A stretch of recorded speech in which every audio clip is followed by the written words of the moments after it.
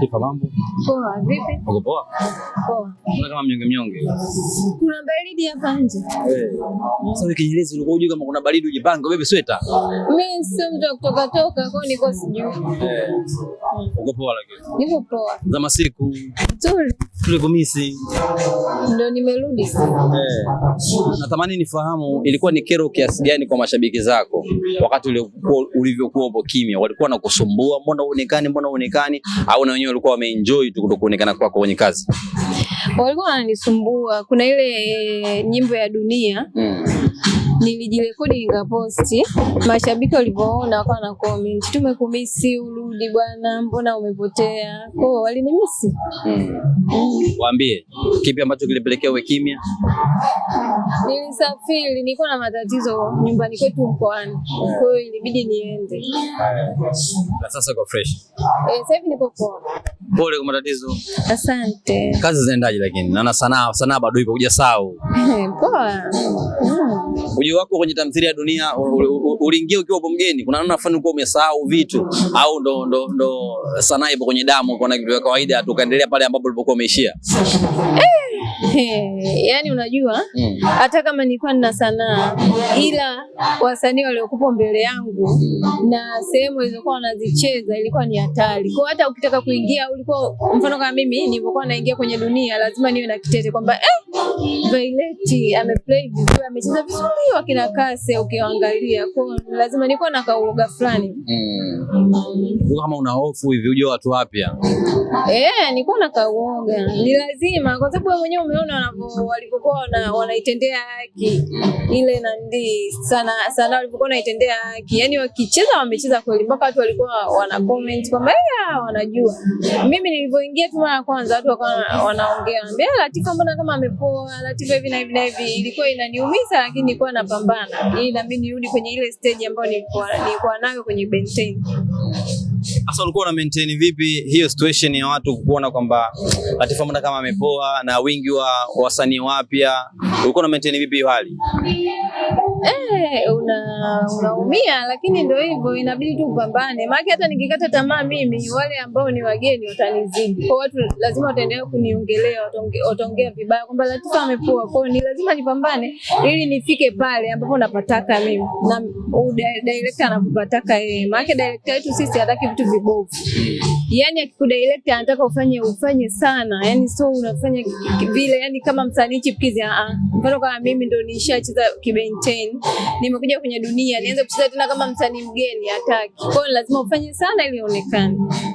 So far unajionaje sasa? Unaenda vile ambavyo director anataka ama bado kama vile unajitafuta kurudi yule Latifa zamani? Anaenda kama director anapotaka. Kwenye Ben 10 ulikuwa na Kawina ambaye na kwenye Big Boss 2 tunamuona Kawina yupo. Unahisi ni faraja kiasi gani kuona familia yako kama vile udugu unaendelea fulani hivi? Nasikia raha. Kuna yale mazoea. Nasikia raha sana. Na ukiona labda yule Kawina anacheza vizuri, mimi nacheza vizuri, kwa kuna raha fulani. Ulishatamani labda kuendelea kuwa na karibu na Kawina kwa maana kucheza sini moja ama kucheza kama vile kapo kama mlivyokuwa kwenye Ben 10, kama vile wewe ungechukua nafasi ya mke wa Kawina maybe? Hapana, mimi nilikuwa natamani kuwa sehemu yoyote. Ila labda yeye angekuepo tu labda kwenye dunia hivi yupo, sawa, ila mimi sehemu yoyote ningekaa. Unaposhiriki kwenye tamthilia ya dunia vile ambavyo director ama mwandishi amekuchora, ni vitu ambavyo viliwahi kugusa maisha yako ama ni sanaa tu? Hapana. Sijaipitia hizo situations, sijawahi katika maisha yangu.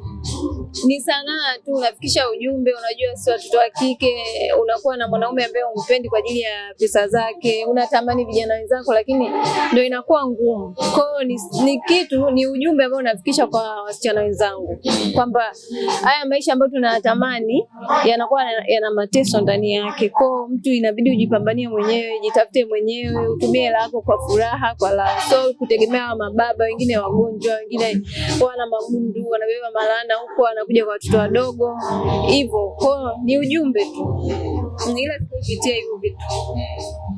Unahisi kosa gani amelifanya mdogo wako mpaka mwanaume umekuwa naye wewe ambaye ni Mudi? Tuzungumze kwenye maisha ya kawaida sasa. Mistake ilikuwa ni nini hasa? Labda alivyomkataa, maki silimuuliza kwamba huyu ni mwanaume unampenda, kamkataa. Mimi sina kosa pale. Ila angekubali kwamba ni mwanaume wangu, mimi nisingeweza kuwa naye Mudi. Unahisi mwandishi amechola sawa? Vile? Mimi sijui. Huwa huumii vile ambavyo unamfanyia mwenzako au mdogo wako analia mchozo na mtoka kana kwamba umemchukua mwanaume wake, mwanaume ambaye wewe binafsi mwanzoni ulikuwa umpendi vile ambavyo alivyo mchafu na vitu kama hivyo? Naumia kwa sababu mimi nilikuwa simpendi. Mdogo wangu alikuwa anamkea, anampa chakula. Mimi tu nimeibuka eti naanza kumpenda. Kwa naumia, namuonea huruma, lakini nitafanyaje? Unahisi wewe au mdogo wako yupi ambaye anaendana na Mudi? Physically ukimtazama unahisi unaendana naye au uendani naye? Mimi sijui, lakini mimi kusema kweli kwangu mimi naendana na ule mzee. Wewe mzee? Kwa sababu mimi ule mzee namuweza, ila Mudi sasa alivyompole appearance yake anaendana na Joe, kwa sababu Joe amemwona naye ni mpole, Mudi ni mpole, ila mimi ni mkorofi. Kwa kusema kweli mimi mwenyewe ile nini sekta ya kuwa na Mudi mimi siendani naye, naendana na ule mzee, lakini inabidi nivae uhusika. Ule mzee anaendana naye? Yaani mimi ni mkorofi. Umeona Mudi? Mudi ni mtu ambaye si unamuona hata vile pale aliponiambia si nataka kudumu, mimi nikamfokea nikamwambia hapana, afu yeye mwenyewe akamwambia samahani. Kwa ni mpole. Kwa inatakiwa pale mwanamke mpole kama Joa. Mimi ni mtu ambaye ni mkorofi, si hivyo nilikuwa namuuliza mzee nataka biashara, maana kwa mkorofi na msukuma mzee. Kwa ni hivyo. Ile mzee siku ya kujua kwamba umpendi unahisi itakuwaje? Sijui. Watu wanakugaramia. Sijui, ni tamaa tu, lakini sio vitu vyetu. Watoto wa kike, wasichana sio vitu vyetu. Na sisi tunataka damu inayochemka, vijana wenzetu. Pale tunapataga hela tu. Afu haya mambo yapo unajua? Nahisi hapo kwa sababu mimi hata hivyo hapa Dar es Salaam nimeona sana, ila mimi sijaishi hayo maisha. Na unaga kama unajua ule mzee mimi nikicheza naye tu vile. Na unaga kama ni kweli najisikia vibaya, yani najisikia vibaya. Yani nahisi kama ni kweli, yani najisikiaje? Kwa vile ambavyo unamwambia sikupendi sio ni nani ndio unanichefua ni kweli. Inatoka moyoni.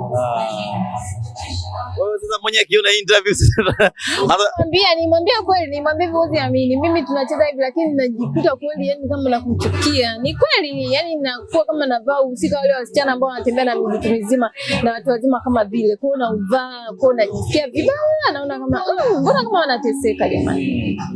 Kuna namna yote ambayo unajuta labda kucheza usika ule director au producer au baba Asma tuseme kama amekuonea hivi? Hapana.